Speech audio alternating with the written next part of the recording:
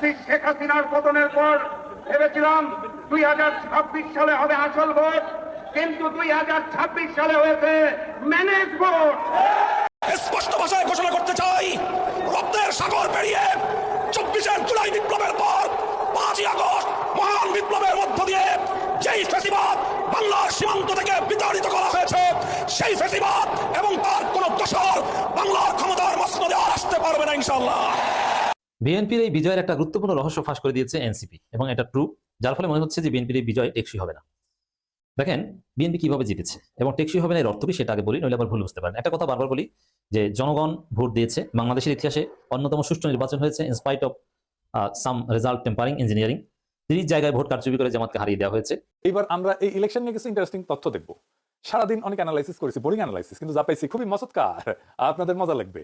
আপনারা নিজেই প্রশ্ন করবেন, জামাত এনসিপি আসলে হারছে না জিতছে, না আসলেই বিএনপি।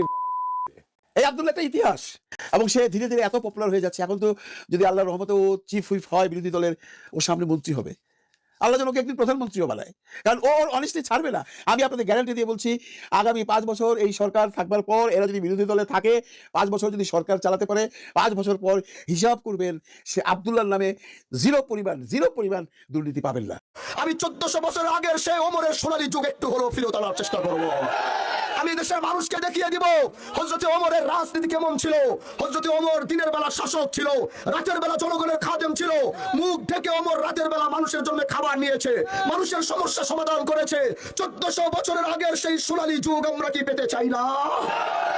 আমরা পরিষ্কার ভাষায় বলতে চাই, 2026-এর 12ই ফেব্রুয়ারি শুধু জাতীয় নির্বাচন অনুষ্ঠান হয় নাই, একটা গণভোট নির্বাচন হয়েছে। গণভোটের রায়ের মাধ্যমে জুলাই সনদের ভিত্তিতে আমাদের বাংলাদেশ পরিচালিত হবে ইনশাআল্লাহ।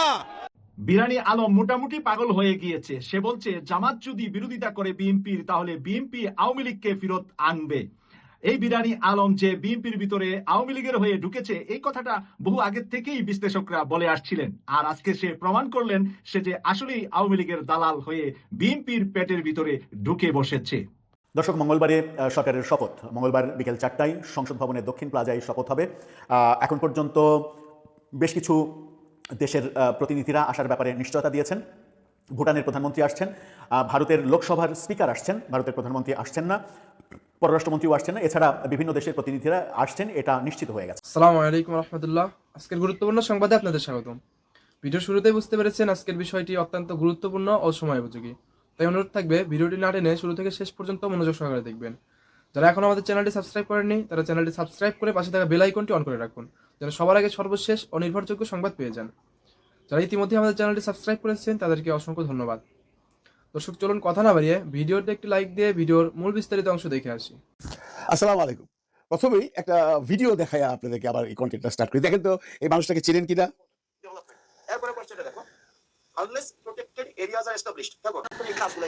কে এই মানুষটা, কে বলুন তো?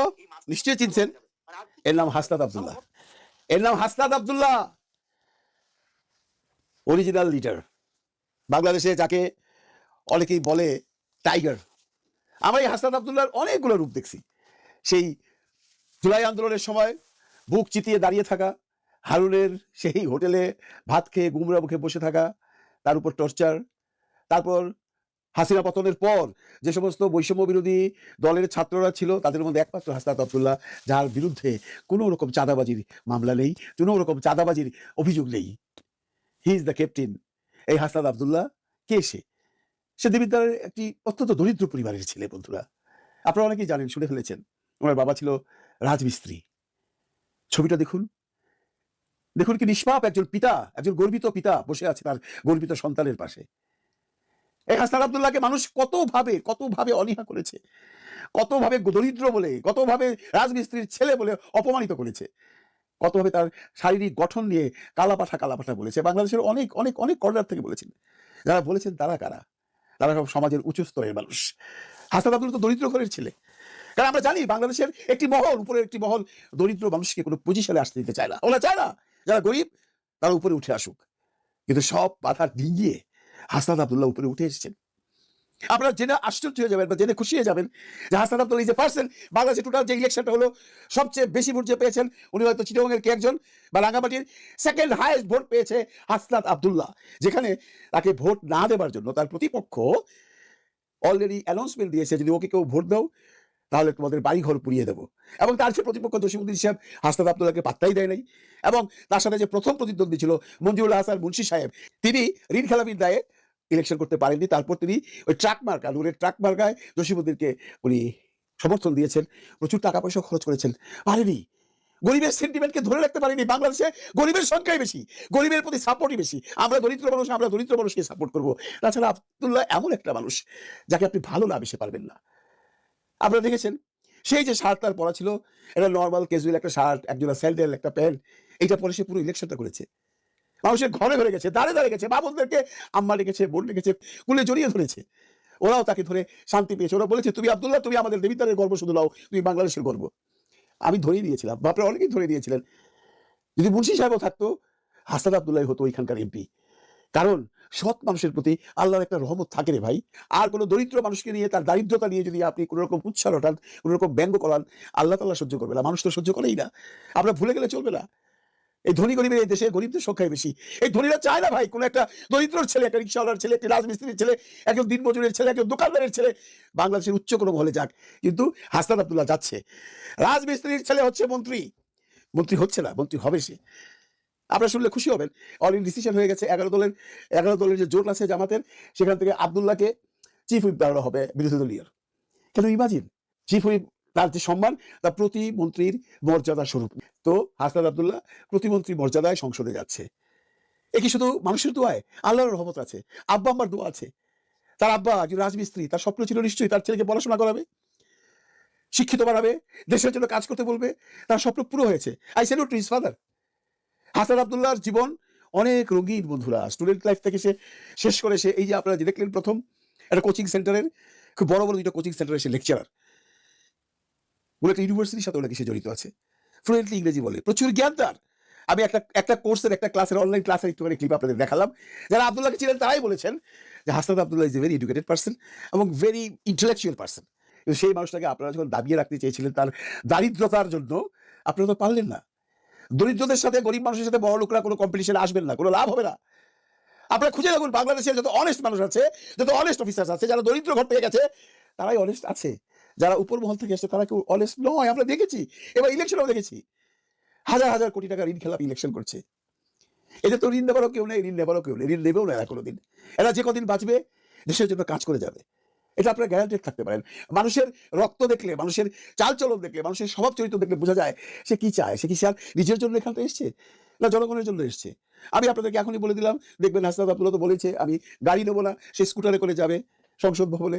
তার ওই শার্টটাই থাকবে, প্রিন্টেড একটা টি শার্ট বা একটা হাওয়াই শার্ট প্রিন্টেড, একজোড়া স্যান্ডেল পরে সে সংসদে চলে যাবে। He will make the history এবং সংসদ সে কাঁপিয়ে রাখবে। আপনারা আব্দুল্লাহর সংসদে ভাষণ শুনবার জন্য বাংলাদেশের 18 কোটি মানুষ মুখী হয়ে বসে থাকবে, সে যে দলই করুক। আমি এখন থেকে অ্যাডভান্স বলে দিলাম, আপনারা কথাটা বলে রাখবেন। ওই যে বললাম না, তার উপর আল্লাহর রহমত আছে, ও খুব আল্লাহ প্রিয় মানুষ। আপনারা অনেকে হয়তো দেখেছেন, যারা দেখেননি তাদের জন্য একটা ভিডিও দেখাচ্ছি। ও পাস করবার পর আল্লাহর কাছে কি ফরিয়াদ করছে, যেটা শুনলে আপনি যদি ধর্মের প্রতি বিশ্বাস থাকে তাহলে ওর প্রতি আপনার রেসপেক্ট চলে আসবে। ভিডিওটা দেখুন। আল্লাহ বেজ্জতি করেন না এই দুনিয়ার মাটিতে। আল্লাহ বেজ্জতি হওয়ার আগে যেন আল্লাহ মৃত্যু হয়ে যায়। আল্লাহ আমি আমার কাজটা করেছি, মানুষের কাছে গিয়েছি, জয় পরাজয়ের ফয়সালা হচ্ছে উপরে হয়, জনতা সিদ্ধান্ত নেবে। আল্লাহ আমাকে সুযোগ দিয়েছে, আল্লাহ আমাকে দায়িত্ব দিয়েছে। আল্লাহ আপনি গ্রহণ করুন, এই দায়িত্বের মধ্যে আপনি কল্যাণ বর্ষণ করুন। আপনি তাদের জিম্মা আমাকে দিয়েছেন, আমি তাদের উত্তম জিম্মাদার হইতে পারি। আল্লাহ আমাদের এমন করে কাজ করেন না যে কাজের মধ্য দিয়ে আল্লাহ আমি বেজ্জতি হই। আল্লাহ আপনি সম্মান দেওয়ার মালিক, আপনি নেতৃত্ব দেওয়ার মালিক, এবং আপনি নিশ্চিত নির্ধারণ করেন কে জমি নেতৃত্ব দিবে, কে সম্মানিত হবে, কে বেজ্জতি হবে। আল্লাহ বেজ্জতি হওয়ার আগে আল্লাহ বেজ্জতি করেন না এই দুনিয়ার মাটিতে। আল্লাহ বেজ্জতি হওয়ার আগে যেন আল্লাহ মৃত্যু হয়ে যায়। আল্লাহ কেউ আছে বাংলাদেশে এরকম ভাবে কোনো ভাষণ দিছে এমপি হবার পর, ভাষণ না ঠিক, জনসমক্ষে সে আল্লাহর সাথে আল্লাহর কাছে কিছু প্রার্থনা করছে? নাই, বাংলাদেশের ইতিহাসে নাই। এই আব্দুল্লাহ একটা ইতিহাস। এখানে গিয়ে কমেন্টে দেখবেন মানুষ কিভাবে তার প্রশংসা করছে, এবং সে ধীরে ধীরে এত পপুলার হয়ে যাচ্ছে। এখন তো যদি আল্লাহর রহমতে ও চিফ হুইপ হয় বিরোধী দলের, ওর সামনে মন্ত্রী হবে। আল্লাহ যেন ওকে একদিন প্রধানমন্ত্রীও বানায়, কারণ ও ওর অনেস্টি ছাড়বে না। আমি আপনাদের গ্যারান্টি দিয়ে বলছি, আগামী 5 বছর এই সরকার থাকবার পর এরা যদি বিরোধী দলে থাকে, 5 বছর যদি সরকার চালাতে পারে, 5 বছর পর হিসাব করবেন সে আব্দুল্লাহর নামে জিরো পরিমাণ দুর্নীতি পাবেন না। আমরা মানুষ চিনি ভাই। আমার কাছে যদি এখন কেউ জিজ্ঞাসা করে বাংলাদেশে সবচেয়ে বড় হিরোকে, আমি বলবো আব্দুল্লাহ। আপনারা অনেকেই স্বীকার করবেন। দর্শক, মঙ্গলবারে সরকারের শপথ, মঙ্গলবার বিকেল 4টায় সংসদ ভবনের দক্ষিণ প্লাজায় শপথ হবে।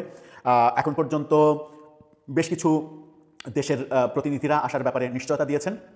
ভুটানের প্রধানমন্ত্রী আসছেন, ভারতের লোকসভার স্পিকার আসছেন, ভারতের প্রধানমন্ত্রী আসছেন না, পররাষ্ট্রমন্ত্রীও আসছেন না, এছাড়া বিভিন্ন দেশের প্রতিনিধিরা আসছেন, এটা নিশ্চিত হয়ে গেছে। এখন পর্যন্ত সরকার প্রধান হিসেবে একজনেরই নাম আমরা জানি, ভুটানের প্রধানমন্ত্রী তিনি আসছেন। ভারতের খুবই গুরুত্বপূর্ণ একজন লোকসভার স্পিকার তিনি আসছেন, এটা একটা বড় ব্যাপার।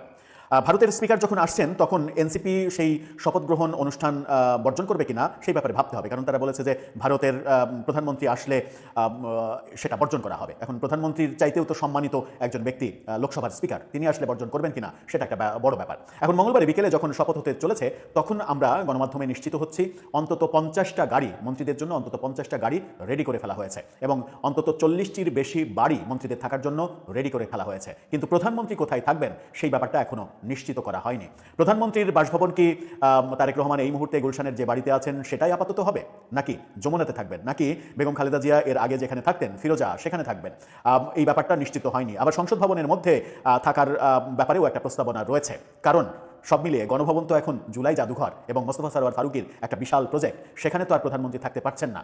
সেখানে যেন কোনো প্রধানমন্ত্রী থাকতে না পারেন সেই ব্যবস্থা তো এই সরকার করেছে, যেটা নতুন রাজনৈতিক বন্দোবস্ত। চলুন একটু জেনে দেখি গণমাধ্যম কি বলছে, এই ব্যাপারগুলোর সমাধান কিভাবে তারা খুঁজছে, কি বলছে, আর অন্যান্য বিষয়গুলোতে সেই আলোচনা করে বোঝার চেষ্টা করবে এই ভিডিও। ছিলাম মঙ্গলবার বিকেলে নতুন মন্ত্রিসভার শপথ। এখন পর্যন্ত যেটুকু খবর সেটা হচ্ছে মির্জা ফখরুল ইসলাম আলমগীর মহামান্য রাষ্ট্রপতি হচ্ছেন পরবর্তী সরকারের।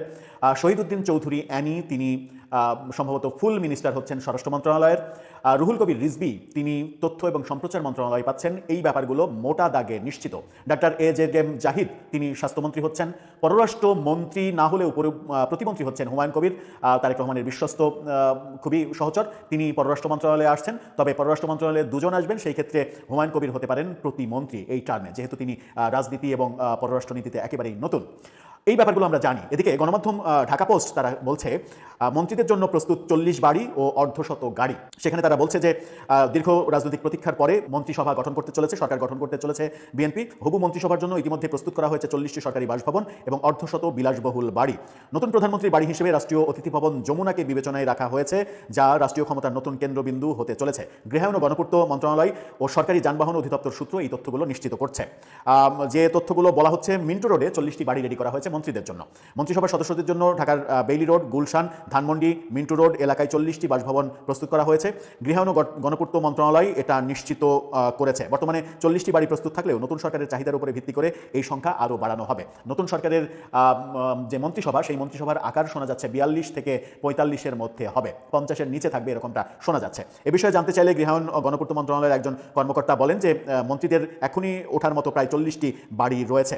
প্রধানমন্ত্রীর বাসভবন এখনো রেডি না। সেখানে বলা হচ্ছে যে তারা বলছে অন্তর্বর্তী সরকারের প্রধান উপদেষ্টা ডক্টর মোহাম্মদ ইউনূসের বর্তমানের যে যমুনা, সেটাই নতুন প্রধানমন্ত্রীর বাসভবন হিসেবে বিবেচনায় রাখা হয়েছে। এছাড়া স্পিকার ও ডেপুটি স্পিকারের বাসভবন একীভূত করে প্রধানমন্ত্রীর স্থায়ী বাসভবন করার বিষয়ে আগের একটি কমিটির সুপারিশ থাকলেও এখনও সেটা চূড়ান্ত রূপ পায়নি। কিন্তু স্পিকার এবং ডেপুটি স্পিকারের বাসভবন সংসদ ভবনের মধ্যে, সেই ক্ষেত্রে সংসদ ভবনের মধ্যে প্রধানমন্ত্রীর বাসভবন হবে কিনা সেই ব্যাপারে যথেষ্ট রয়েছে, কনফিউশন রয়েছে। সেই ক্ষেত্রে যেটা বলা হচ্ছে যে যমুনাই হতে পারে প্রধানমন্ত্রীর বাসভবন, কিন্তু বর্তমান প্রধান উপদেষ্টা তিনি বাসা ছাড়বেন, তারপরে তারেক রহমানের জন্য সেই বাসা রেডি হবে, নিশ্চিত করেই সেটা কিছুদিন সময় লাগবে এবং সেই কিছুদিন হয়তো তারেক রহমানের এখনকার গুলশানের যে বাসভবন সেই বাসভবনই বিবেচনায় রাখা হতে পারে। তবে ফিরোজার প্রসঙ্গ এসেছে, ফিরোজা এখনও রেডি না, তিনি থাকতে চাইলে সেটা রেডি করতে হবে। সেই ক্ষেত্রে তারেক রহমানের ব্যক্তিগত ইচ্ছাকেই গুরুত্ব দেওয়া হবে। যানবাহনের প্রসঙ্গে বলা হচ্ছে যে 50টি গাড়ি প্রস্তুত রাখা হয়েছে। ভিভিআইপি প্রোটোকলে সবসময় কয়েকটি গাড়ি প্রস্তুত রাখতে হয়, কোনো কারণে একটি গাড়ি নষ্ট বা দুর্ঘটনায় পড়লে সঙ্গে সঙ্গে যেন আরেকটি গাড়ি পাঠানো যায়, এজন্য 50টি গাড়ি রেডি করা হয়েছে।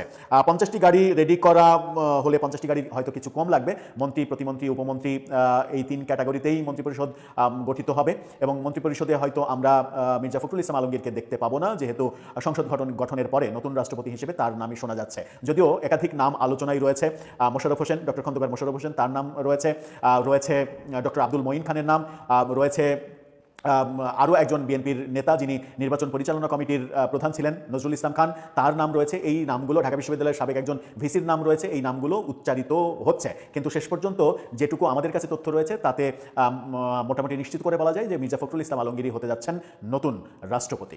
বিএনপির এই বিজয়ের একটা গুরুত্বপূর্ণ রহস্য ফাঁস করে দিয়েছে এনসিপি, এবং এটা ট্রু, যার ফলে মনে হচ্ছে যে বিএনপির এই বিজয় টেকসই হবে না। দেখেন বিএনপি কিভাবে জিতেছে এবং টেকসই হবে না এর অর্থ কি সেটা আগে বলি, নইলে আবার ভুল বুঝতে পারেন। একটা কথা বারবার বলি যে জনগণ ভোট দিয়েছে, বাংলাদেশের ইতিহাসে অন্যতম সুষ্ঠু নির্বাচন হয়েছে in spite of some result tampering engineering. 30 জায়গায় ভোট কারচুপি করে জামাতকে হারিয়ে দেওয়া হয়েছে। ওই কারচুপি ধরলেও বাংলাদেশের ইতিহাসের অন্যতম শ্রেষ্ঠ নির্বাচন, কিন্তু আমাদের প্রত্যাশা পূরণ হয়নি। কিন্তু in compare with others election যথেষ্ট ভালো নির্বাচন হয়েছে। অতএব জনগণ ভোট দিয়েছে, জনগণের এজেন্সিকে আমরা রেসপেক্ট করি এবং এই ভোটে বিএনপি 5 বছর পূর্ণ মেয়াদে দেশ চালাক এবং দেশের উন্নতি করুক, এতে কোঅপারেশন করতে এবং সার্বিক সহায়তা করতে আমরা প্রস্তুত। কিন্তু তারা কিভাবে জিতেছে এখানে, তাহলে বিজয় টেকসই হবে না এর অর্থ কি? টেকসই হবে না এর অর্থ এই না যে তাদেরকে 2 বছর পর বলবো যে আপনারা পদত্যাগ করেন আর মধ্যবর্তী নির্বাচন দেন, না এটা না। টেকসই বলতে বিএনপি যে পরিমাণ জনপ্রিয়তা নিয়ে ক্ষমতায় এসেছে এটা 2 দিন পরেই থাকবে না। অ্যাটলিস্ট স্থানীয় সরকার নির্বাচন তো হবে, উপনির্বাচন তো হবে, সেখানে দেখবেন যে বিএনপি ধরা খেয়েছে। এটাকে বলছি যে বিজয় টেকসই হবে না। কিভাবে? কারণ বিএনপির যে জয়ের যে সিস্টেমটা যেভাবেই হোক জিতেছে এবং এটাও একটা অর্জন, কিন্তু একদম অর্গানিক না। যেমন বিষয়টা এমন না যে বিএনপি সবচেয়ে বড় দল ছিল, জনপ্রিয় দল ছিল, তার ক্ষমতা এসেছে না। আমি দায়িত্ব নিয়ে বলছি 12 ফেব্রুয়ারি পর্যন্ত সবচেয়ে বড় দল ছিল জামাত ইসলামী এবং অধিকাংশ মানুষ জামাত ইসলামীকে একক দল হিসেবে সমর্থন করত। আপনি চারদিকে তাকিয়ে দেখেন বিএনপির পুরনো লোকজন সব জামাত করত, বড় দল ছিল জামাত। কিন্তু বিএনপি জিতেছে মূলত আওয়ামী লীগের ভোটের সমীকরণে। আওয়ামী লীগের প্রায় 15% ভোট বিএনপি পেয়েছে, যার জামাতের চেয়ে এগিয়ে গেছে। আওয়ামী লীগের ভোট পাওয়ার চেষ্টা জামাত করেছিল, কিন্তু জামাত তো অত মেকানিজম বুঝে না এবং হিন্দুরা আসলে জামাতকে ভোট দেয়নি, এটাই হচ্ছে সত্য কথা। হিন্দুরা থাকে বিজয়ীদের সাথে, আর আওয়ামী লীগের সাথে অনেক জায়গায় সরাসরি আওয়ামী লীগের নেতাদের সাথে মিটিং করেছে এবং তারা সবাইকে অনলাইনে বা বিভিন্ন নির্দেশনা দিয়ে দিয়েছে, তোমরা ধানের শীষে ভোট দিয়ে আসো। আওয়ামী লীগের ভোট ব্যাংক কাজে লাগিয়ে বিএনপি ক্ষমতা এসেছে, এটা হচ্ছে সত্য কথা। আসিফ মাহমুদ বলেছেন আওয়ামী লীগের সঙ্গে গোপন আতাত করে জয়লাভ করেছে বিএনপি। হ্যাঁ, তবে এই আতাত এটা অবৈধ নয়। গোপন আতাত করে জয়লাভ করেছে এটা জানিয়ে দেওয়া যেরকম এনসিপি জামাতের রাজনীতি, আবার বিএনপি আতাত করতে পেরেছে এটা তাদের অর্জন। কারণ আওয়ামী লীগের যারা ভোট দিয়েছে তাদের ভোট তো বৈধ, অতএব যাদের ভোট দেওয়ার বৈধতা আছে তাদেরকে ম্যানেজ করার চেষ্টা আপনি করতেই পারেন, এটা অবৈধ না। আওয়ামী লীগের সাথে গোপনে যতটুকু আতাত বিএনপি করেছে এটা বৈধ, অবৈধ না। অবৈধতা যদি সরাসরি আওয়ামী লীগকে রাজনৈতিকভাবে বৈধতা দিয়ে দিত, কিন্তু আওয়ামী লীগের ভোটারদের ভোট পাওয়ার চেষ্টা করে সফল হয়েছে, এটা জামাত পারলে জামাতও করতো, বা তারা যে একদম কোনো চেষ্টা করে নাই তা না, হয়েছে কিছুটা। তবে জামাতের চেষ্টাটা ছিল একদম সরল, কিন্তু সেই সরল ইকুয়েশন মেলে নেই। জামাতের চেষ্টা ছিল যে আমরা তো আওয়ামী লীগের উপর নির্যাতন করি না, আমরা তো মিথ্যা মামলা দিই নি, অতএব তারা আমাদের ভোট দিবে, আমাদের কাছে তারা নিরাপদ। কিন্তু এই সরল সমীকরণ কাজে আসেনি, বিএনপি এখানে সফল হয়েছে। তো এখন এই যে আওয়ামী লীগের সঙ্গে আতাত করে বা আওয়ামী লীগের ভোট ব্যাংকের মাধ্যমে বিএনপি ক্ষমতা এসেছে, এতে বিএনপি ক্ষতিটা কি? ক্ষতি হচ্ছে বিজয় টেকসই হবে না। কেন টেকসই হবে না? আওয়ামী লীগের ভোট পেয়েছে বিএনপি এই শর্তে যে আমরা ক্ষমতা আসলে তোমাদেরকে বৈধতা দিব। এই একটা কারণে, এই একটা পয়েন্ট দিয়েই আওয়ামী লীগকে দুর্বল করেছে বিএনপি। এখন বিএনপি ক্ষমতা এসেছে, এখন যদি বৈধতা দেয়, একদিকে জনগণের প্রতিরোধের মুখে পড়বে, জামাত এনসিপির প্রতিরোধের মুখে, যে তোমরা এই ফ্যাসিস্ট আওয়ামী লীগকে কেন বৈধতা দেয়, এটা পারবে না, নাম্বার 1। দ্বিতীয় হচ্ছে যদি জোর করে বৈধতা দেয়, তারপরে বিএনপি আর আওয়ামী লীগ তো আর জোট হবে না, মিল থাকবে না।